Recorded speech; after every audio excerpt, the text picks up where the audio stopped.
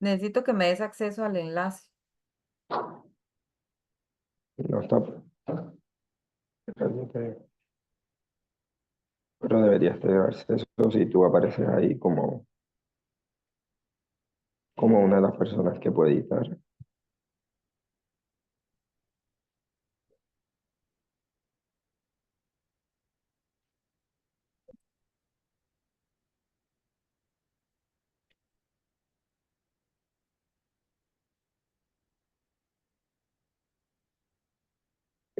Listo, ya.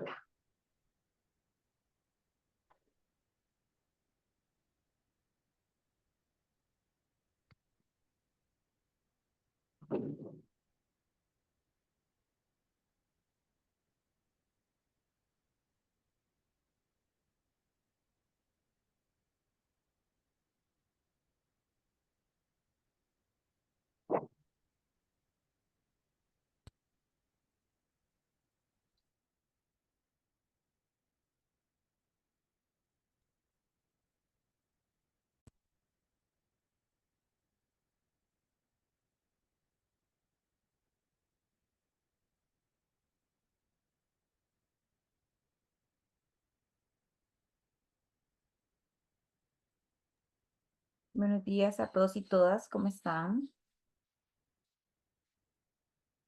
Sí, es muy bien. Humor, te paso la palabra por si quieres dar inicio. Buenos días a todos y todas. Mire, disculpen que no ponga cámara, estoy desde mi teléfono y también disculpen mi voz porque extrañamente hoy amanecí así.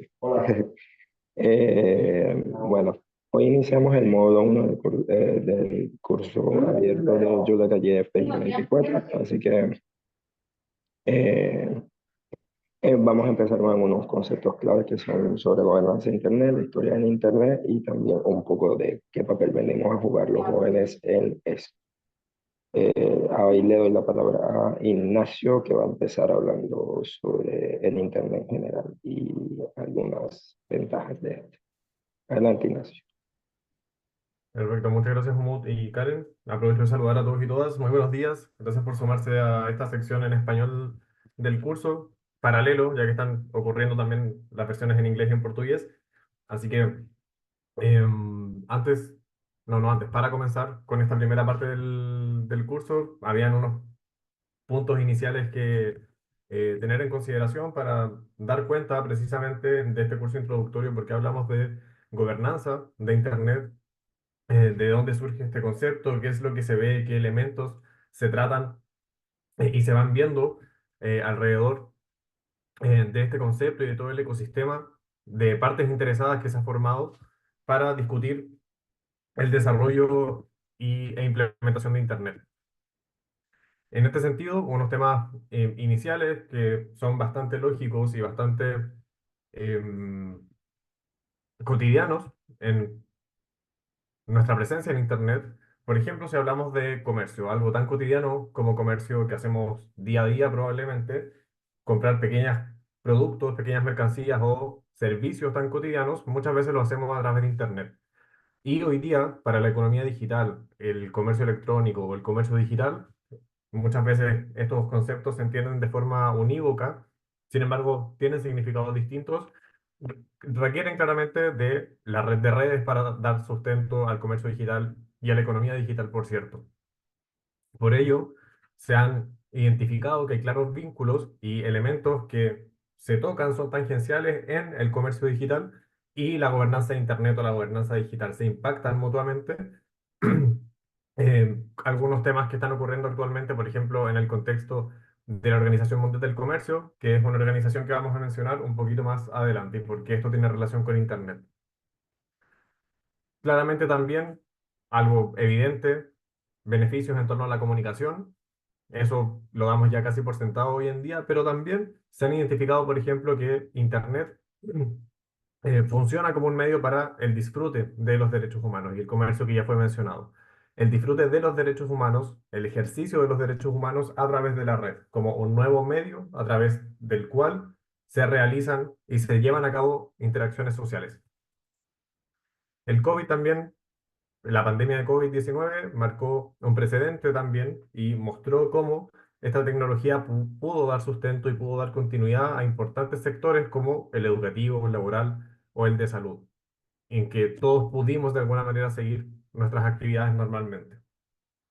Sin embargo, todos estos beneficios, que nuevamente son bastante lógicos, estoy seguro que no estoy diciendo absolutamente nada nuevo para todos los que estamos acá presentes, pero lo que ya hay que tener presente y que tenemos que tener en cuenta es que todas estas ventajas y todos estos beneficios con los que uno disfruta y a los que uno puede acceder a través de la red no se dan por sentado, no existen sin ninguna razón detrás. A este respecto, todas estas ventajas dependen de una serie de variables, una serie de elementos que son objetos de regulaciones locales, pero también del desarrollo de gobernanza de distintos actores más allá del Estado que puede regular.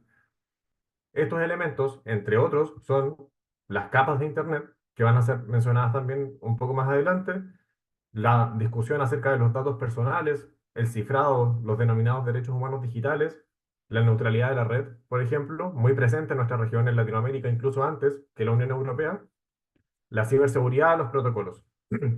Por ende, una serie de elementos que van de la mano y todos se conectan el uno al otro para dar forma a lo que conocemos como Internet y que permiten a la vez disfrutar de todas estas ventajas que uno día a día ejerce en Internet.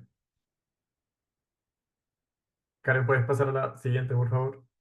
Muchas gracias.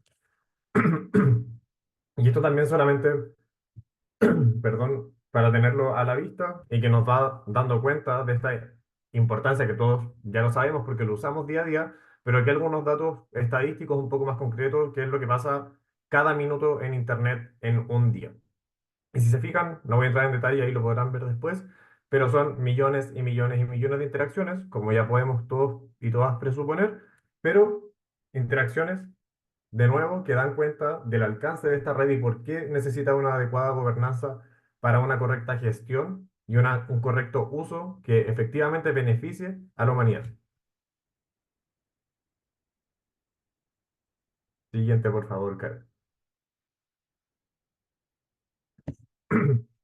Y aquí también, a título meramente introductorio, mostrar algunos elementos, algunas investigaciones, noticias, incluso de prensa, que nos van dando cuenta de estos múltiples efectos de Internet o los efectos interseccionales de un fenómeno, como normalmente se conoce, el efecto interseccional de un fenómeno, en este caso del Internet, que dan cuenta entonces de por qué requerimos de esta adecuada gobernanza, de la participación de todos y todas y de todas las partes interesadas del ecosistema de Internet. Vemos, por ejemplo, aquí ciertas noticias que nos menciona a ICANN, una gestión que administra los recursos numéricos y de nombres de dominio en Internet. Indica ahí, ICANN rechaza la petición de Ucrania de bloquear los dominios rusos de Internet, ¿verdad? A propósito de la guerra, de la invasión rusa en Ucrania, y aquí vemos claramente, si es que uno lo evalúa desde una perspectiva política de relaciones internacionales, claramente es una extensión de un conflicto bélico, pero en el espacio digital, que también se da y los estados actúan de esa manera. En particular, esa petición de bloquear los dominios rusos fue solicitado por el Estado ucraniano. Otros temas también muy concretos como ciudadanía digital en una comunidad específica, el colonialismo digital, la huella de carbono en Internet o el impacto medioambiental de esta tecnología, ser una persona LGBT más en una plataforma digital o el mercado digital regional de la Alianza del Pacífico, que es una organización internacional presente en nuestra región, compuesta por 4 países, nos van dando cuenta de estos efectos interseccionales, con comercio, con conflictos bélicos, con la ciudadanía, el colonialismo y múltiples formas que hemos estudiado desde hace cientos de años, ya en relaciones internacionales, en derecho, en economía, en la ciencia política, pero que hoy día tienen una concreción especial en Internet. Siguiente, Karen, por favor. Y aquí, por último, para dar el pase a un mood con la historia de Internet, les consulto brevemente si alguien me podría decir si conoce este concepto de contrato social, saben a qué se refiere, lo escucharon antes, conocen a este autor.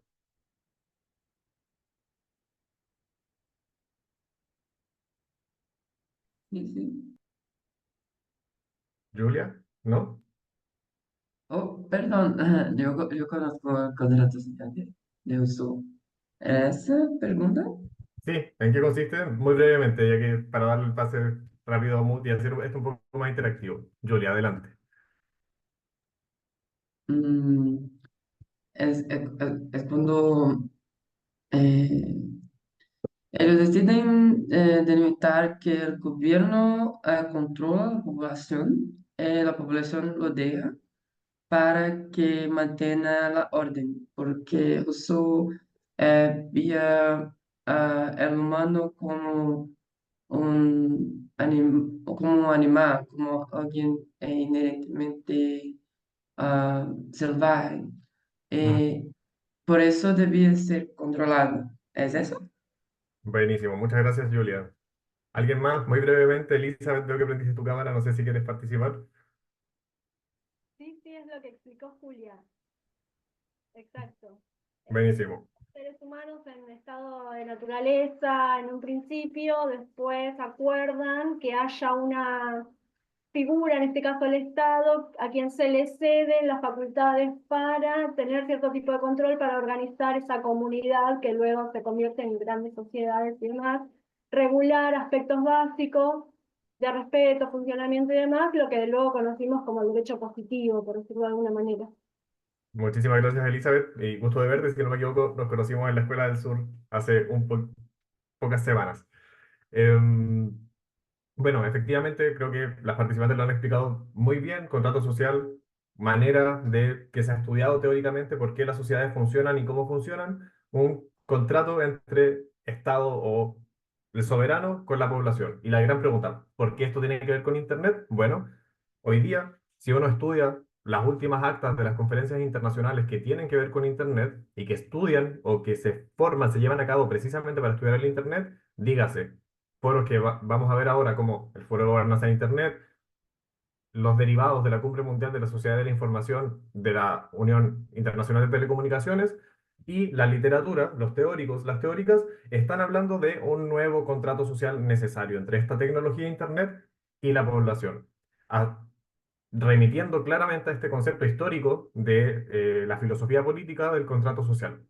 Por ende, esta es una muestra más de que esta importante tecnología está calando los fundamentos más básicos de el desarrollo de la filosofía política, de cómo entendemos la sociedad, con un soberano que antes era el Estado, pero que ahora es una tecnología gigante que tiene un gran poder sobre las dinámicas sociales. Esto ustedes lo pueden ver en declaraciones incluso de los secretarios y secretarias generales de estas organizaciones mencionadas. Por ende, así de fuerte ha calado este concepto y el entendimiento de esta tecnología. Esto como elementos introductorios, y ahora, Umut, te doy el pase para hablar de la historia. Muchas gracias. Buenos días. Buenos días. Me disculpan primero la voz porque estoy un poquito, no sé, hoy amanecí así. No voy a poner mi cámara porque estoy desde mi teléfono. Entonces estoy como un poquito caótico el día de hoy con con la cuestión, pero quiero cumplir. La próxima diapositiva, por favor, las dos próximas.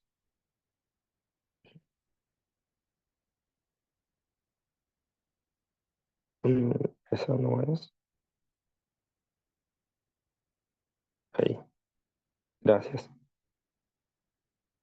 Bueno, el Internet, como todo, como lo hacemos ahora, realmente inició como una pequeña idea de varios académicos en lo que ahora se conoce un poco como, eh, bueno, generalmente en Estados Unidos, más que todo en California, que querían compartir información de sus bibliotecas especialmente. Creo que esto ya lo sabemos un poco todos y todas y todos, pero para aquellos que no lo saben, pues bueno, es bueno tener la información y refrescar. Gracias a esa idea, pues bueno, de querer empezar a compartir no solo base de datos, sino también el contenido de sus bibliotecas en general, aparecen las primeras redes que intentan comunicar primero que todo a las distintas universidades. Luego, el gobierno estadounidense eh, crea algo que conocemos como el ARPANET, El ARPANET viene a conectar a otros grupos más de universidades dentro de Estados Unidos para intercambiar especialmente información y hacer cooperación entre ellos, pero más relacionado con temas militares o de seguridad nacional dentro de Estados Unidos. Esto se desarrolla más que todo en el contexto, porque vamos a poner el contexto histórico en el que estamos, ya que estamos en historia. En ese momento se estaba pasando la Guerra Fría, entonces era necesario de alguna manera controlar, mantener información entre las principales universidades de Estados Unidos. Luego, en los años 70, ya tenemos, se empiezan a conectar no solamente más universidades, sino también otro tipo de compañías conectadas. Y en 1971, por ejemplo, aparece el primer correo electrónico por Tomlinson. Entonces, entonces el año siguiente, lo que aparece es una forma de organización de lo que vendría a ser años más tarde ICANN. ¿Por qué? Porque ya empezaron a haber tantos aparatos conectados, entonces era necesario que cada aparato, pues bueno, se le asignara como un número. Esa primera autoridad que aparece es la IANA. Pasa el siguiente, por favor. La IANA lo que hace es una asignación de números IPs, números autónomos y nombres de dominio a cada una de los aparatos conectados. En ese momento, como no eran muchos, pues bueno, una persona tenía como la base de datos de todos. Sería muy chistoso que todavía fuera una sola persona, pero esto estuvo pasando durante mucho tiempo. Y por haberlo pasado durante mucho tiempo, gran parte de lo que es el inicio de esta administración de los recursos del Internet, pues no se conoce, porque esa persona se llevó como parte de propiedad intelectual cómo fue que empezó a hacer esa organización en sí. Así que hay que esperar un tiempito, como dice la ley norteamericana, para poder saber exactamente cómo fue todo, toda la historia en Internet. Así que esto va a seguir cambiando. Por ahora es lo que sabemos en estos momentos. No es lo que termina siendo lo que ha sido registrado principalmente por las universidades o por investigadores o por la misma IANA en ese momento, que ahora, de unos años más tarde, se transforma en ICANN y que ya se lo explicaré en la cuarta etapa, que es en los años 90. Bueno, esta red es manejada desde la Universidad de San Francisco, en California, la Universidad del Sur de California y la Universidad de California de Los Ángeles por John Postel y Joyce Reynolds. Entonces, John Postel es precisamente la persona que estaba más que todo encargada de las direcciones. Pasamos a la siguiente, por favor. Bueno, ya después de esta etapa de los años 70, donde apenas estaban conectándose algunas universidades en Estados Unidos, pues se crea un protocolo se crea un protocolo que logra, de cierta manera, la comunicación no solamente dentro de Estados Unidos, sino también una intercomunicación con otros protocolos también de Internet que se están desarrollando ya sea en Europa o en otros lados del mundo, que es el TCP/IP. Que es creado por Bob Kahn y Vincer. Vincer es ahora una de las figuras más importantes del Internet y es una de las personas más involucradas dentro del IGF. Para quienes no estén en gobernanza, pues ya saben que él es una de las personas que siempre está ahí pendiente y uno de los que apoyan principalmente el foro de gobernanza de Internet y que sigue asistiendo. Eh, Luego de esto, más sido un crecimiento sostenido durante toda la década hasta los años 80 y ya el proyecto de ARPANET deja no solo de estar conectado ponle que en el año principio de 1971 tenía apenas 23, ya a finales de los 70 ya tenían más de 80 computadoras conectadas. Pasamos a la siguiente, por favor.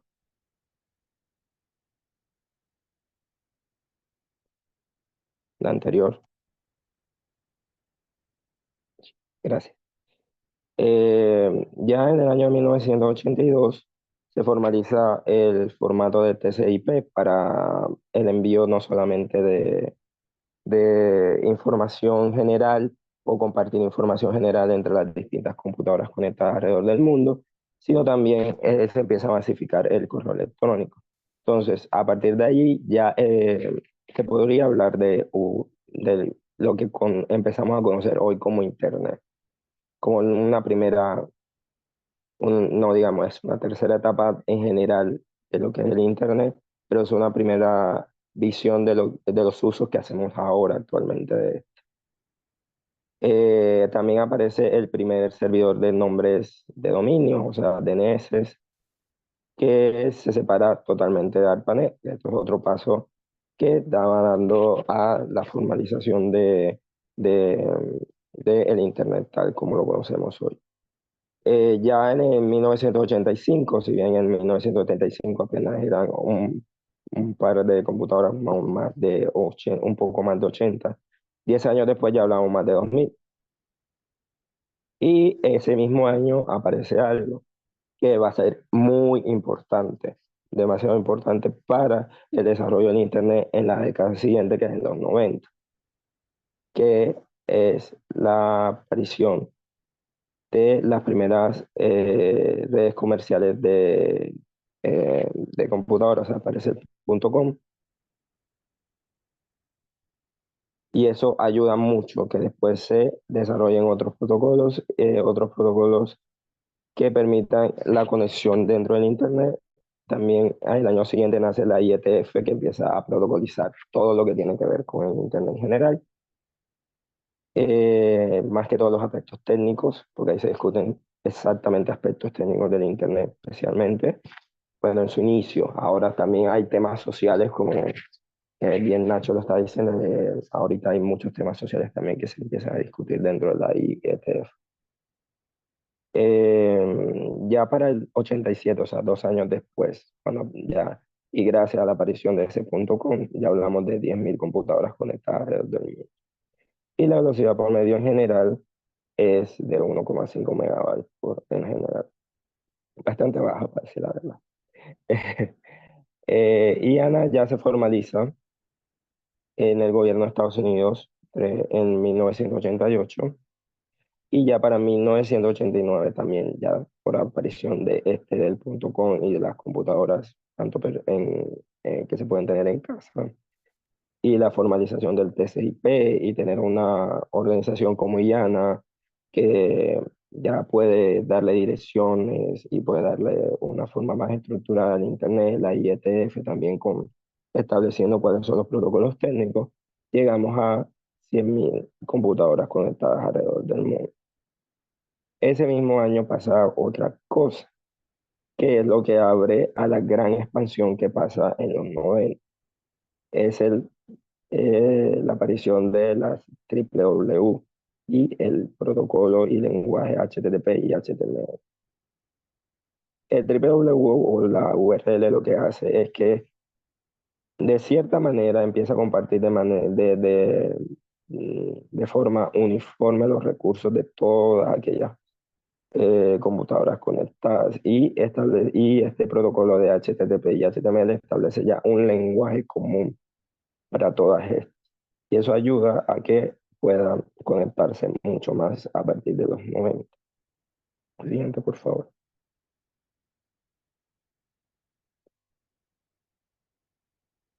Siguiente. Ahí estamos.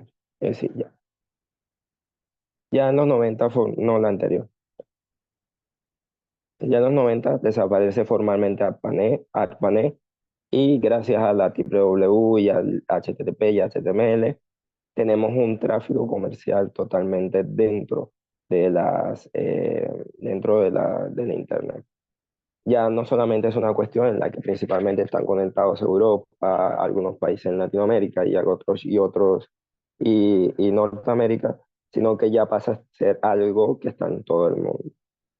En 1991 también se crea una de las principales fundaciones que tienen que ver con la gobernanza de Internet, que es la Internet Society, que le vendría a brindar aporte institucional precisamente a IETF, o sea, toda esa parte técnica de control de Internet Social se encarga de brindarle el soporte institucional, porque la IETF no tenía esa parte.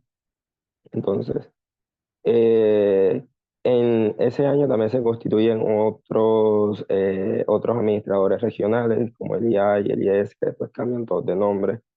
Y en el 92, si vean la fija, en el 89 solamente teníamos 100.000. En el 92 ya tenemos 1.000.000 de computadoras conectadas. Eso quiere decir que en 3 años se multiplicó 10 veces. En 93 aparece como el primer navegador, que fue Mosaic, que lo crea Andresen. Luego en el 94 aparece el primer aparece Netscape, que viene integrado con un buscador, que es uno de los primeros grandes buscadores que hay, que es AltaVista. Y esas dos cosas empiezan a facilitar la funcionalidad, ya no solamente para uso comercial, sino también para uso personal del Internet en los años 90. Siguiente.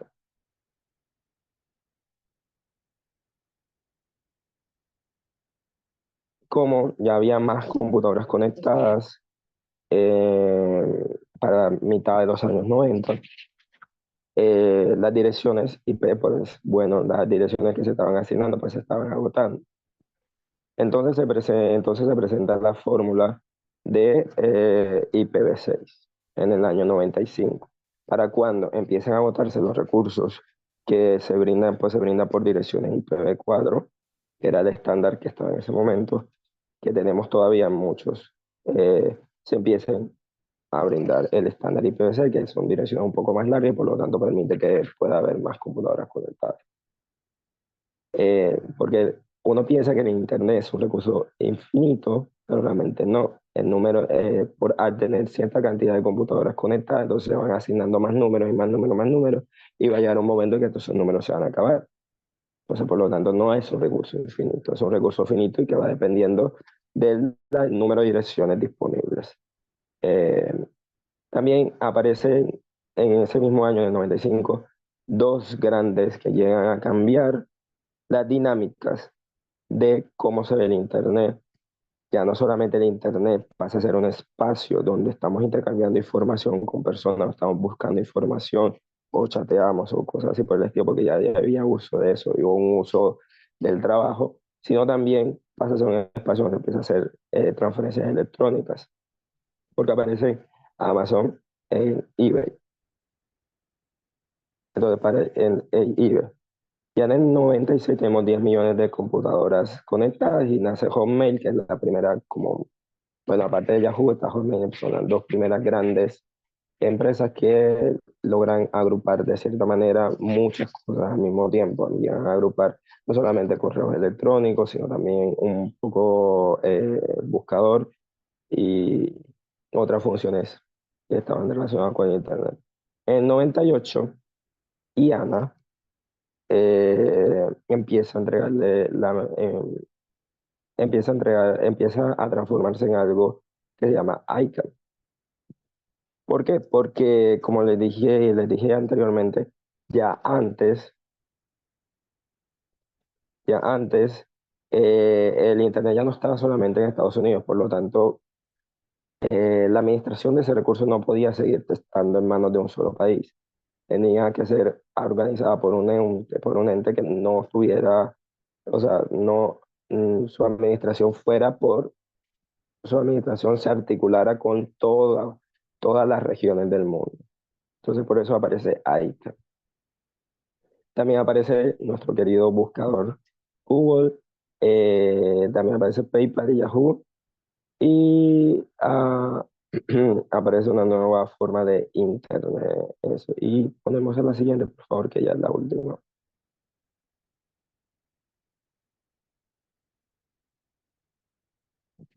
La siguiente, por favor. Ahí está. En 2001, pues bueno, la burbuja.com, pues bueno, se revienta y empiezan a haber muchas más compañías con esto del .com. Si algún, bueno, yo estaba bien pequeñito para ese momento, creo que tenía como 10 años, no, tenía 12, estaba pequeño todavía. Recuerdo esta etapa en la que todo era .com en ese momento, y en ese momento nace Wikipedia, que entra a reemplazar un poco la forma en que se construía conocimiento, que también eso es un gran cambio, que después vamos a ver más adelante cómo afecta en las cuestiones en la aparición de la inteligencia artificial, porque se vuelve tan importante Wikipedia y Wikimedia. Ya en el 2003 tenemos 500 millones de dispositivos conectados, y en el 2004 aparece algo que es importante para definir el principal uso del Internet en la actualidad. Es que nace Facebook, y ahí a partir de ese momento se empieza un boom de las redes sociales. También nace YouTube y define el Internet. A partir de ese momento se define más a partir de la experiencia de sus usuarios finales que de todos los protocolos técnicos que hay detrás. ¿Por qué? Porque ahí empieza a haber influencia de cómo las personas hacen uso del Internet para informarse, entretenerse, comercializar, para comunicarse con familiares, etcétera. Cuando tenemos en ese contexto donde un Internet ya tiene esas características, son iguales a las actuales, son muy parecidas a las actuales, simplemente vemos ahora una complejidad un poco más alta, que es la inteligencia artificial, que eso lo hablaremos mucho después, en un modo después. Aparece la Cumbre Mundial de la Sociedad de la Información en Túnez en el 2005. Y es allí donde se deciden varias cuestiones relacionadas de cómo el Internet va a ser administrado como recurso, y también va a permitir la integración de todas sus partes interesadas. De allí nace el IGF. Y de ahí nace el IGF. Y el IGF empieza con asumir el modelo de múltiples partes interesadas, y empieza a ser como uno de los primeros espacios donde se integra eso. Y al ver que esto estaba pasando, ICANN, que es una cuestión de asignación de números, de números y recursos de Internet, también en el 2009, 3 años más tarde, o sea, después del cuarto IGF, empieza a asumir también el modelo de múltiples partes interesadas dentro de su estructura, lo que ha permitido que hayan unas discusiones bastante interesantes en ICANN, que ya no tengan que ver solamente con la administración de recursos desde la parte técnica, solamente la cuestión de la asignación de números, sino tenga otras funciones, como por ejemplo definir qué idiomas o qué idiomas no tienen presencia en Internet, o cuáles no tienen presencia en Internet y qué se puede hacer para que tengan presencia en Internet, cómo se busca la preservación de esto desde el punto de vista técnico. O sea, hay unas discusiones sociales que ya entraron en la ICA que antes no estaban. Eh, Luego ya aparece otra etapa más, que aparece los servicios de mensajería como WhatsApp y otros por el estilo. Y llegamos a 2016, donde se consolida la transición a ICANN. Ya no solamente IANA ya no tiene la mayoría de la administración, sino ya que pasa a la administración de ICANN, que administra todo, incluido la IANA, y los otros, que se me están olvidando en estos momentos, los otros entes regionales que controlan, porque también el Internet no puede ser controlado de un solo lugar. Simplemente lo que hace ICANN es como una administración de todo lo que pasa ahí adentro, con los otros entes regionales. Y bueno, ya para el 2022, o sea, recientemente teníamos más de 4.900 millones de usuarios conectados y más de 15.000 millones de dispositivos conectados. De algo que empezó con un par de computadoras en California, hemos llegado a esto, y ya no solamente es compartir datos de una biblioteca a otra, sino es prácticamente todo lo que hacemos en la vida diaria. Bueno, ya aquí regresamos a Nacho, que va a explicar un poquito del esquema de partes interesadas de las canastas de Curvalia. Gracias.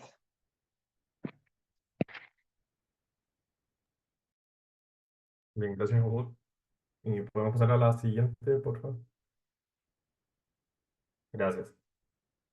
Vale, entonces, habiendo pasado por estos aspectos introductorios y la historia que ha contado Umut, vamos entrando ya al concepto de el ecosistema o esquema de múltiples partes interesadas y la importancia de la gobernanza de Internet a este respecto. Comenzar diciendo que el concepto de gobernanza de Internet es basado en el desarrollo y en el funcionamiento del ecosistema de Internet. Nace el concepto, se toma desde lo que se conoce como gobernanza normalmente, pero en la Cumbre Mundial de la Sociedad de la Información en el año 2005, a partir de la Agenda de Túnez, se describe y se define lo que se va a entender como gobernanza de Internet. Este es un concepto que se encuentra constantemente en evolución. Actualmente, a raíz de los importantes foros y cumbres internacionales que se están llevando a cabo precisamente este año, que se van a ver más adelante también, como es la Cumbre del Futuro o la negociación del Pacto Digital Global de Naciones Unidas, precisamente se están viendo, y la revisión, por cierto, de la Cumbre Mundial de la Sociedad de la Información el año 2025, se están redefiniendo, se están negociando nuevamente estos conceptos y se va a ver cómo ha evolucionado en los últimos 20 años, si es que va a incorporar más actores, si es que va a incorporar más funciones, entre otros. Por tanto, en constante evolución y toma de referencia que cada actor, cada parte interesada de la gobernanza de Internet aporta al desarrollo, al funcionamiento y a la implementación de Internet desde su propia área de funcionamiento, dependiendo del sector, pero todos tienen algo que aportar a esta tecnología. El ecosistema de múltiples partes interesadas o la gobernanza de Internet también se ha basado en una toma de decisiones basadas en consensos y también en un esquema de abajo hacia arriba normalmente.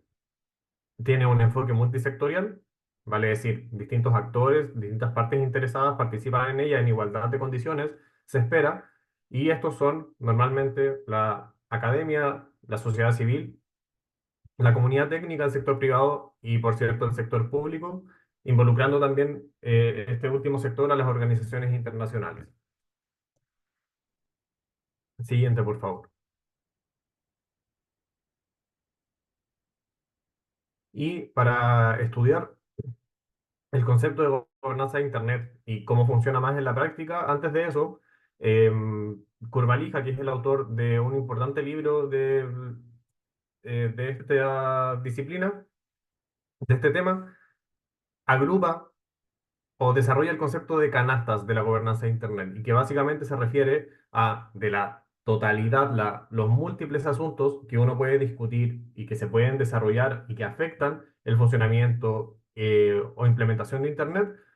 Todos esos asuntos uno los puede clasificar en lo que se denomina canastas. Y canastas suele ser un concepto que se ocupa en la práctica diplomática, vale decir como agrupar, hacer un set de negociación y dividir esos sets de negociación para desarrollarlos y hacerlos de manera más especializada. Se toma ese concepto de la práctica diplomática y se aplica a la gobernanza de Internet, diciendo que, al menos según este autor y esta organización que es Diplo Foundation, hay 5 canastas de la gobernanza de Internet, las cuales son la primera, infraestructura y estandarización, una segunda canasta legal, una tercera canasta económica, una cuarta de desarrollo y una quinta sociocultural. Vamos a ver brevemente cada una. Siguiente, por favor, gracias.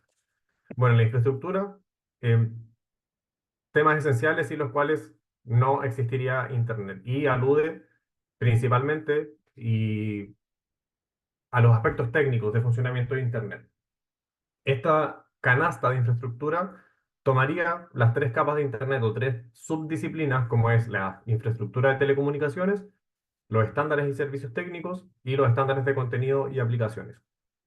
Mencionar desde ya, para que nos vaya dando vuelta estos asuntos en la cabeza y lo tengamos presente siempre, por mucho que estas canastas se clasifican y se separan, recordemos que siempre están interconectadas. Una con la otra se tocan en la práctica, en la negociación, en la regulación, en el comercio, etc. Este asunto que es esencialmente técnico, como la infraestructura de las comunicaciones, las carreteras de datos, entre otros, los estándares y servicios técnicos, sí, nace de lo técnico, es técnico y es gestionado por la comunidad técnica, sin perjuicio de ello.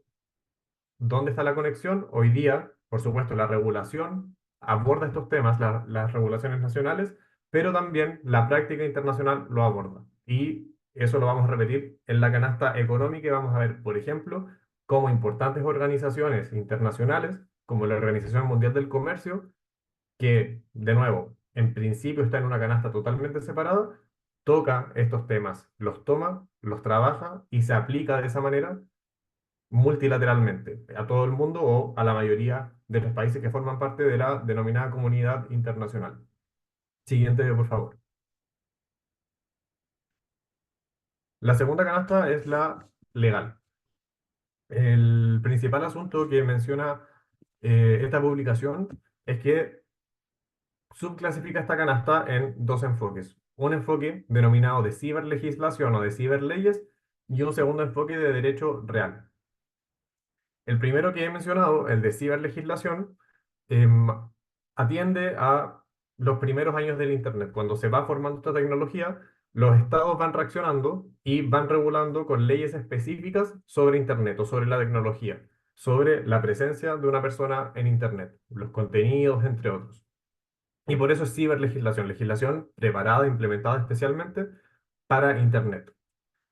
Mientras que este segundo enfoque de derecho real indica que Internet recibe el mismo trato que cualquier otra tecnología que se haya creado antes, incluso, por ejemplo, las radiocomunicaciones.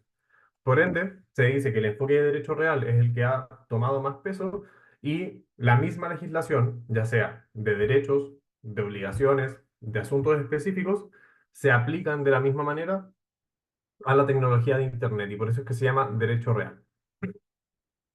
Los principales temas de este derecho real o en la práctica actual tienen que ver con regulación propia de los estados en virtud de esta práctica soberana de regular, por ejemplo, los derechos de propiedad intelectual, las patentes, u otros asuntos referidos, por ejemplo, a la responsabilidad de los intermediarios, vale decir, estos proveedores de Internet son responsables o no del contenido que una persona, una empresa puede colgar, subir en una plataforma, en un sitio web. Todo esto son discusiones y que la legislación trata de abordar. Derechos de propiedad intelectual, responsabilidad de intermediarios, entre otros.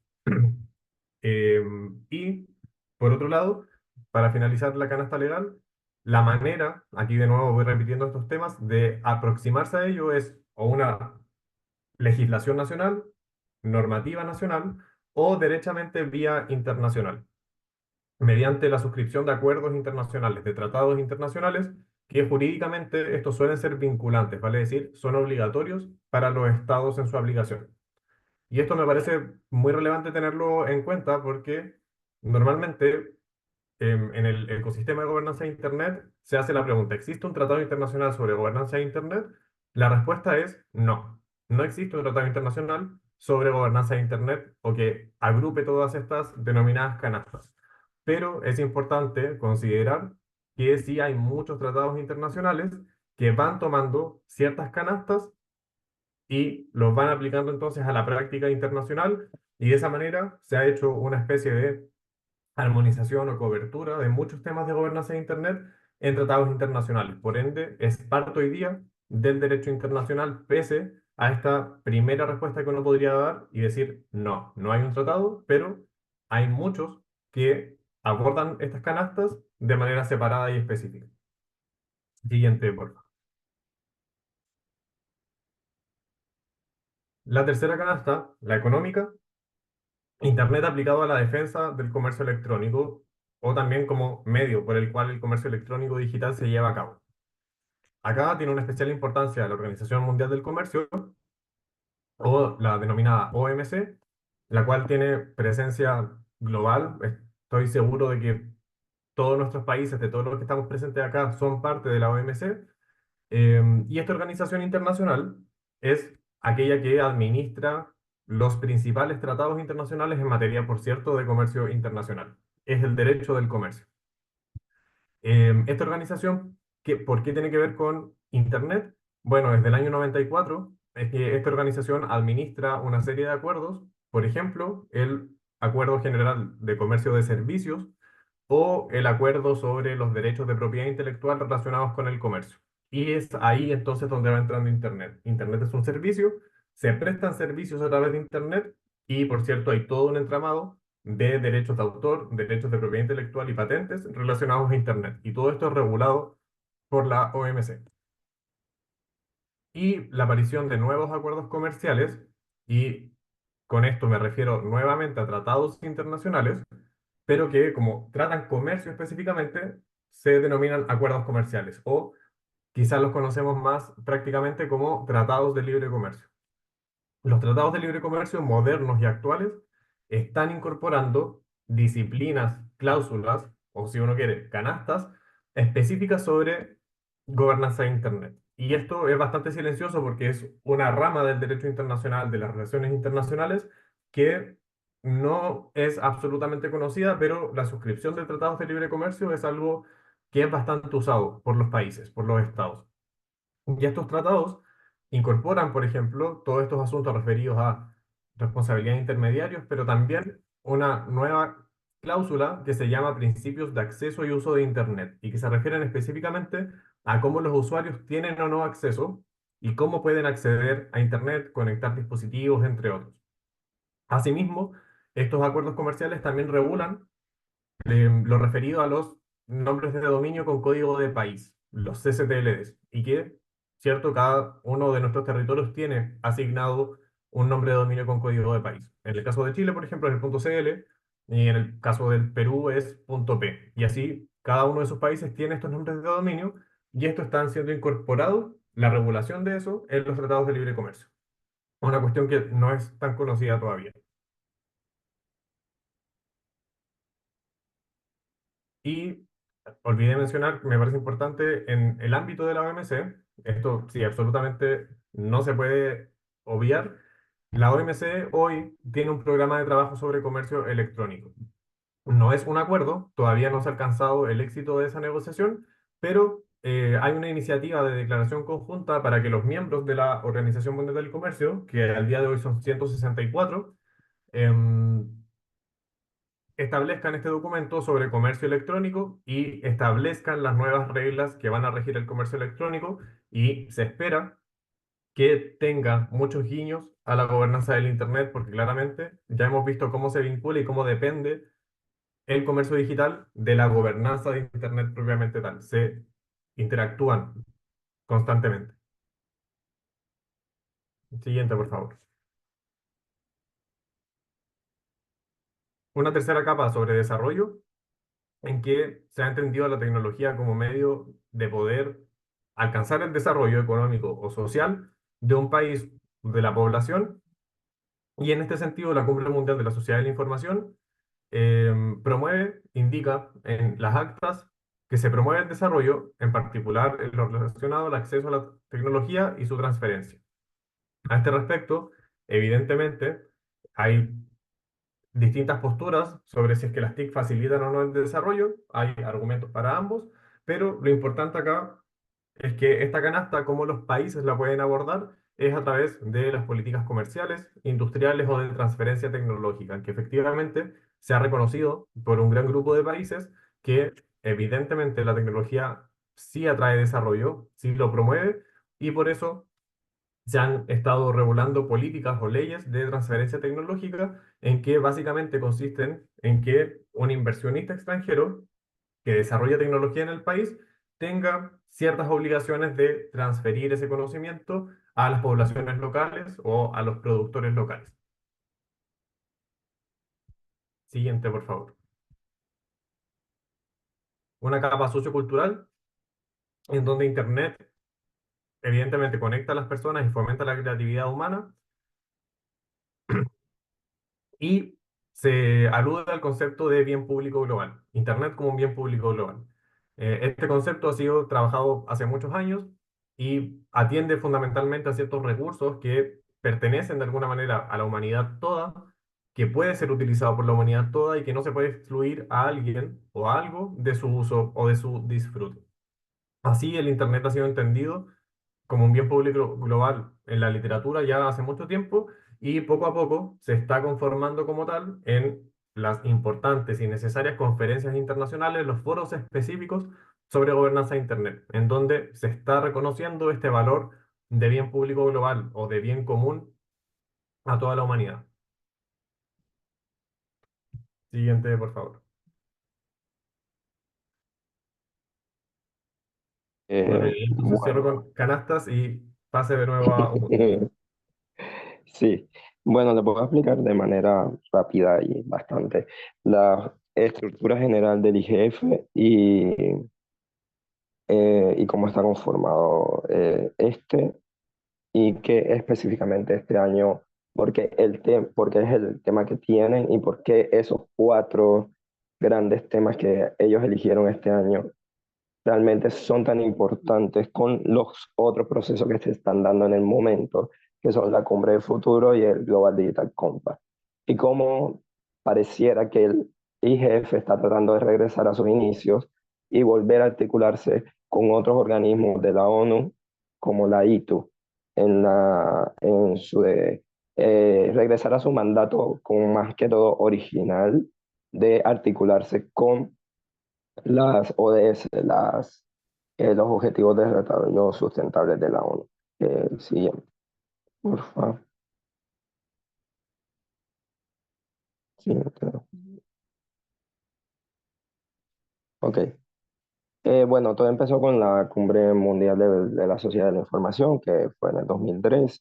Ya esto lo mencionamos antes. Pues inicialmente la duración del IGF iba a ser de 5 años, luego pasó a otros 5 años más y después en 2015 se renovó por 10 años más. Es decir, el año que viene se vuelve a tomar la decisión si el IGF vuelve a ser renovado. De allí que todo lo que se ha venido construyendo en estos últimos años después de la pandemia y todas las discusiones alrededor de lo que ha venido siendo el IGF y su importancia dentro del ecosistema de Internet, pues cobre bastante relevancia. Y de ahí que dentro del mismo sistema, dentro del mismo IGF, dentro de la misma discusión del foro, se pregunten qué pueden hacer para continuar como foro y cuál es su papel dentro de todos estos distintos foros que hablan de Internet, como el de la ITU, de la misma Sociedad de la Información.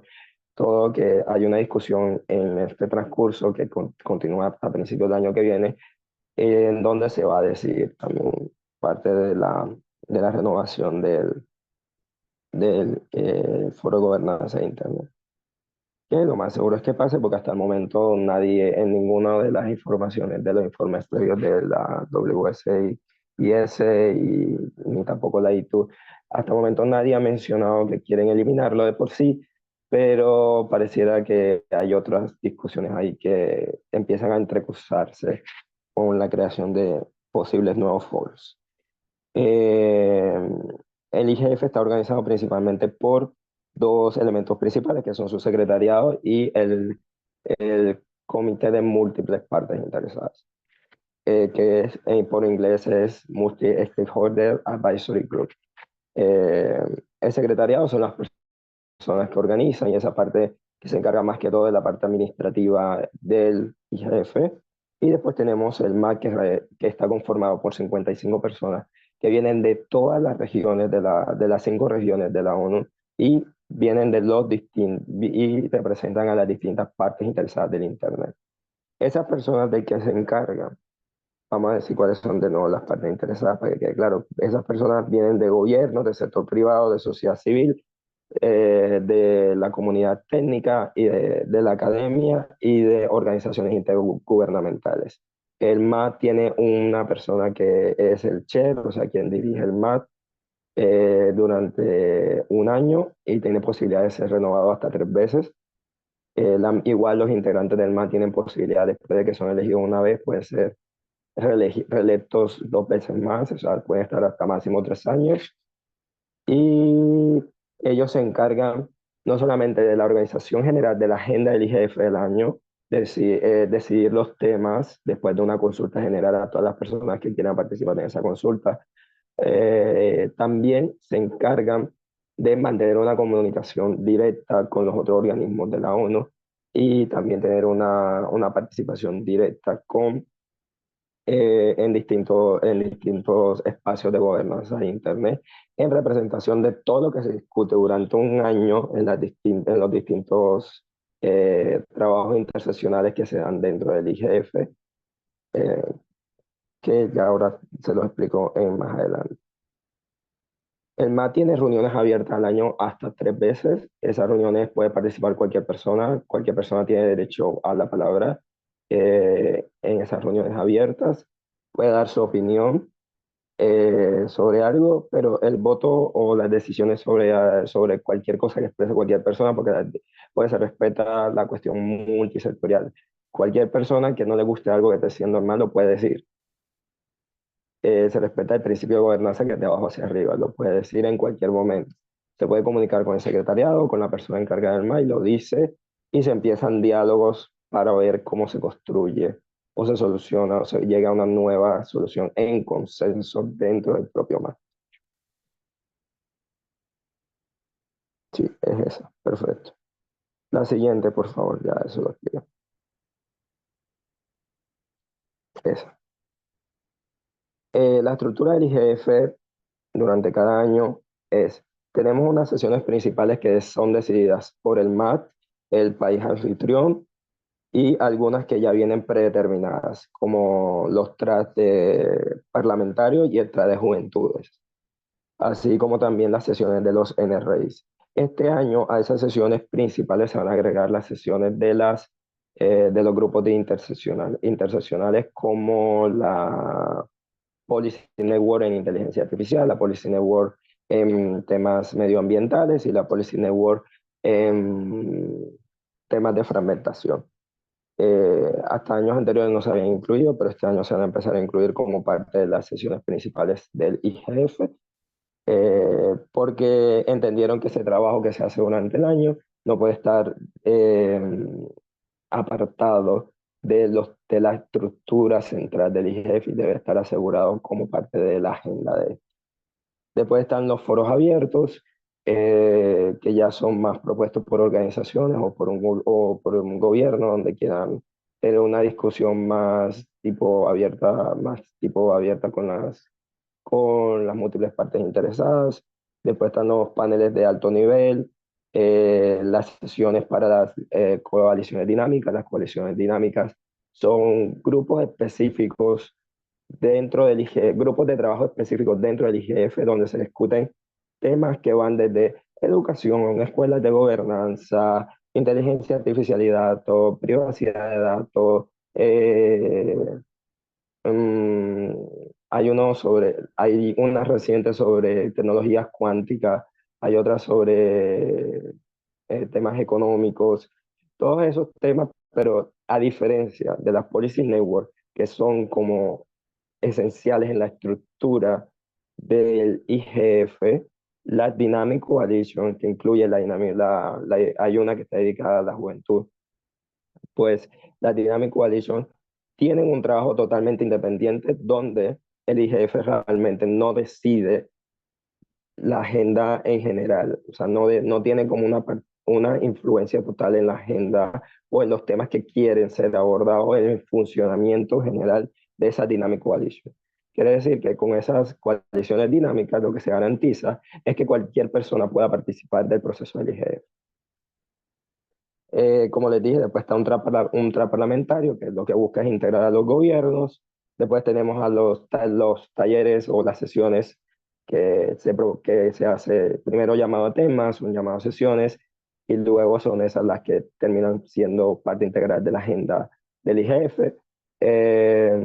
Estas pasan por distintos procesos y van desde talleres, mesas redondas, van charlas ligeras, entre otros formatos y son propuestas por las mismas personas que quieran participar o quieran estar en el IGF. Y aquí quise hacer un destacado con el Youth Track, que el Youth Track existe desde el año 2019 de manera informal, inició en Berlín, en el IGF de Berlín, pero ya en el 2020 se integró como una de esas sesiones principales del IGF, porque se entiende que las juventudes tienen un papel fundamental en la construcción, no solamente del presente, sino del futuro del foro de gobernanza de Internet y del Internet en general, porque, digamos, los mayores usuarios, simplemente nos vamos a la estadística, son personas jóvenes. La siguiente, por favor.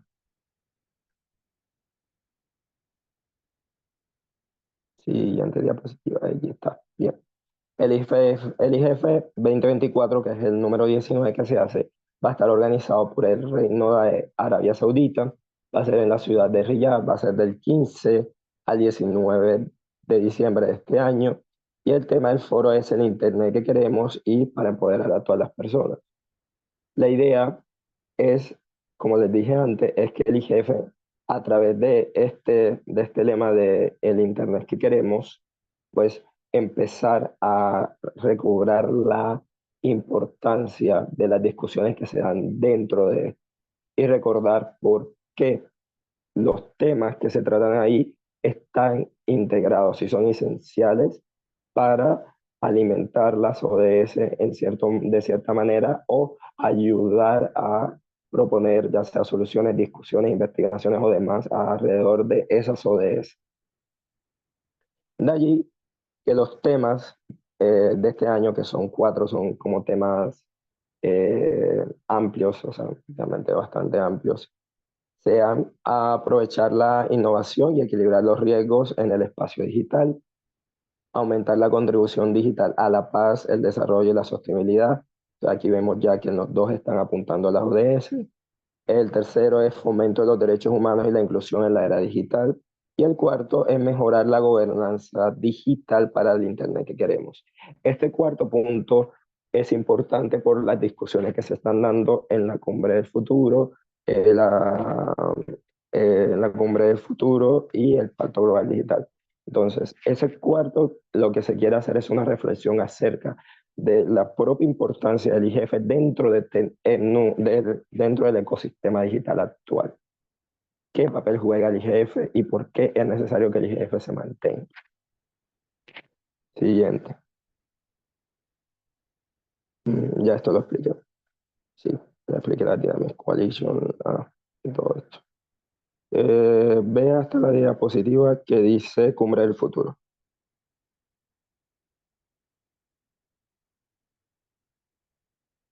Sí, aquí está. Bueno, la Cumbre del Futuro es algo que se viene discutiendo desde, si mal no estoy, desde el 2022, sí, 2021, 2022.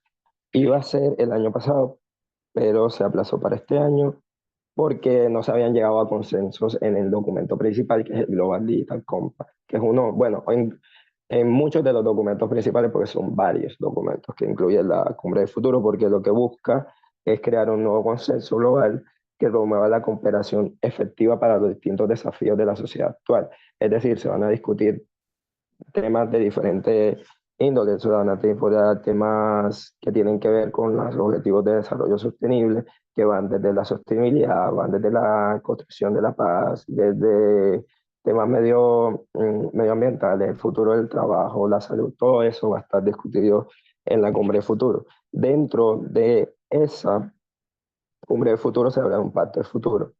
Y dentro del pacto de futuro está el Global Digital Compact y la declaración para las futuras generaciones. El Global Digital Compact hace parte del pilar 3, que es de ciencia, tecnología, innovación y cooperación digital. Ese pilar tiene todo que ver con el Internet y las discusiones que se dan dentro del foro de gobernanza de Internet. Entonces, esta cumbre del futuro que va a suceder ya ahorita en septiembre y tiene creo que ya vamos por sí, el quinto borrador del Pacto Global Digital. Si no llega a nadie levantarse en este momento, porque ya hay un documento preciso y toda esta discusión, no se plantea hasta el momento que el IGF se desaparezca en el documento final. Pero está hablando de la creación de un nuevo foro para hablar precisamente de estos temas que son de ciencia, tecnología, innovación y cooperación digital. Entonces, no se entiende muy bien cómo va a ser la participación del IGF en ese caso. ¿Cómo va a ser el equilibrio entre el nuevo foro el nuevo foro y el IGF? Porque ya el IGF cumple esta función dentro de los distintos sistemas, dentro de los distintos eventos que hacen parte del sistema de la gobernanza de Internet. Siguiente. Aquí vamos a hablar directamente del Global Digital Compact. El Global Digital Compact es un pacto que busca lograr un futuro digital inclusivo, abierto, sostenible, justo, seguro y protector para todos, todas y todos, con objetivos y compromisos específicos hasta el 2030. Ya se está hablando que de pronto también se amplíe ese plazo, porque también es eso. Hay 5 objetivos principales que son, primero, que siguen siendo muy parecidos a lo que se hablaban en la cumbre de la Sociedad de la Información del 2003, que tienen que ver cerrar brechas digitales, expandir inclusión de la economía digital, fomentar espacio digital seguro, respetuoso en derechos humanos, la gobernanza de datos y la gobernanza de inteligencia artificial, porque se empezaron a dar cuenta que eso fue lo último que agregaron en el Global Digital Compact a partir del año, sí, del año 2023, más o menos empezaron a agregar la discusión sobre la inteligencia artificial porque no estaba incluida. La siguiente.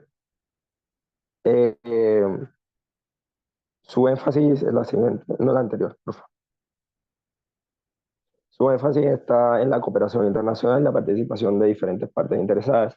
No están participando dentro del mismo grado y eso es una crítica muy grande a cómo se ha construido este pacto global digital.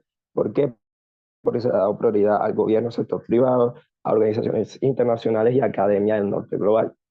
La sociedad civil ha tenido una participación limitada en un par de llamadas ya con documentos bastante construidos, no en la construcción general de los documentos.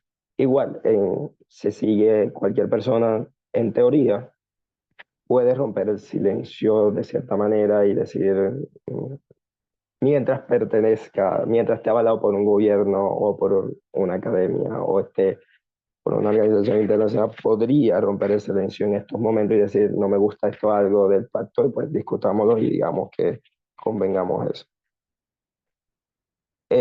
Ahí tenía que corregir, van por la versión 5 ahora. Y ya refrendó la existencia del IGF como principal foro de discusión sobre gobernanza de Internet, pero el otro que van a crear es sobre cooperación digital. Y ahí ya crea una especie de conflicto eh, con el IGF.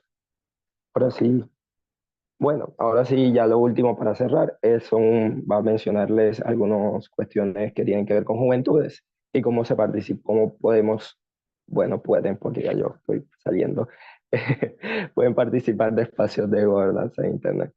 Pues bueno, tenemos la coalición, la Youth Coalition Internet Governance o la coalición de jóvenes para la gobernanza de Internet, que es una coalición que hace parte de IGF, una coalición dinámica, donde hay un comité de 5 personas.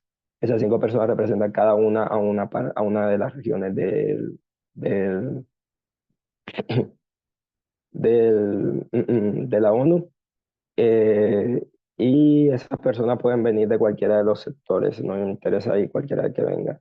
Eh, lo que hace la Youth Coalition, entre muchas cosas, suelen ser capacitaciones, suelen ser facilitar la presentación de sesiones al IGF para jóvenes, capacitar a jóvenes también en temas de gobernanza y crear enlaces entre los jóvenes para que se incluya y sea mucho más fácil la bienvenida y la integración dentro de la gobernanza de Internet. Sí, bien. Eh, la siguiente, por favor.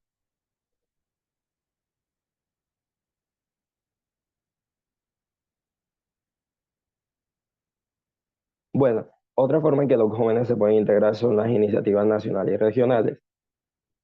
En Latinoamérica no tenemos muchas iniciativas juveniles, pero sí tenemos un número considerable de foros de gobernanza de Internet de cada país. Si ustedes quieren integrarse a esto, pues a las discusiones y no quieren empezarlo a hacerlo como en un espacio tan grande a nivel global, pueden hacerlo a través de los foros nacionales de sus países. O también pueden hacerlo a través o a través de los foros juveniles de sus países, si existen en sus países. En estos momentos conocemos existencia en Latinoamérica, del de Colombia, del de Panamá, uno sí, No sabemos si está todavía. Bueno, uno pues bueno, de Brasil es un programa de jóvenes que quizás es más grande y este año tuvieron un espacio de discusión propio de jóvenes antes del FIBI, eh, que podría considerarse un Youth Brasil, que está bueno.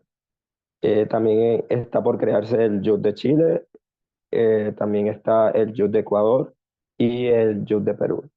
Son los que conocen, pues, hasta el momento, pues, personalmente manejo información de que existe. Entonces, ustedes pueden integrarse a través de esos y ellos hacen parte de las discusiones también generales que se presentan en el IGF, porque los NRI tienen espacios en la agenda, en las sesiones principales del IGF, como les dije, como les mencioné en el principio, para discutir los temas que los NRI quieren discutir, y ahí incluyen los temas que a los jóvenes les interesan. En los últimos años, el Yula Calle ha participado en varias de las sesiones de NRI y ha tenido panelistas en esas discusiones. ¿Por qué? Porque aprovechamos ese espacio que el mismo IGF nos da para poder establecer nuestros puntos de vista y nuestras miradas acerca de esos temas globales. Siguiente.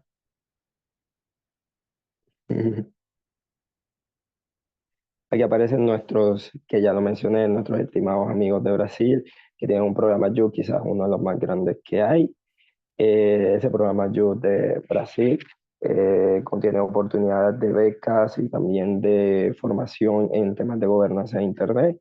También estamos con los de Internet Society, que no solamente tienen un grupo dedicado a jóvenes, sino que también tienen el programa de embajadores, que no está acá así. Está el programa de embajadores y el programa de embajadores que está hecho para jóvenes dentro de 18 y 30 años.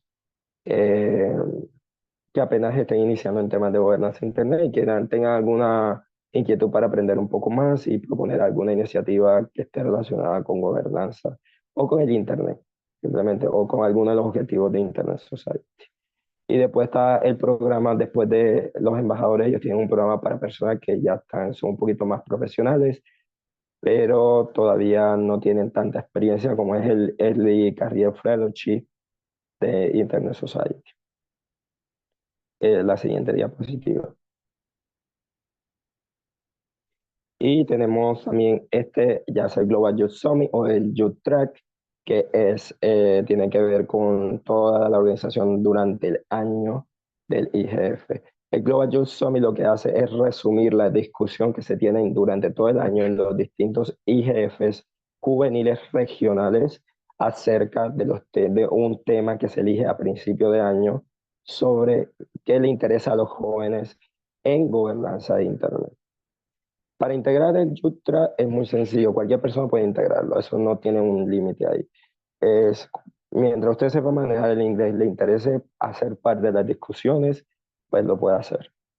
Es así de sencillo, busca la página de YouTrack, busca el enlace del YouTrack en la página del Foro de Gobernanza de Internet, entra y puede participar y se suscribe a la lista y le empiezan a llegar toda la información relacionada a eso, a su correo y puede en cualquier momento se reunir a una reunión, participar y exponer su punto de vista, opinar en los documentos, que luego termina siendo algo que ya entra a las conclusiones finales del IGF en la Global Youth Summit, que es ya esa compilación de todas las discusiones que dimos durante todo el año, que se presentan en un panel de casi 2 horas, si mal no estoy, que hace parte de las discusiones de las main sessions en el IGF en el día 0. Entonces ahí se presenta eso. Y con esto ya sería todo por hoy. Gracias por su tiempo, su paciencia y por escucharnos, tanto a Ignacio como a mí. Así que, bueno, los esperamos el próximo sábado, que es el módulo 2. Y ya les prometemos a los chicos de portugués que vamos a tener a los portugueses si se puede. Muchas gracias a todos y todas. Gracias, Yomut. Y Gracias, todos. Ignacio. Buenos días.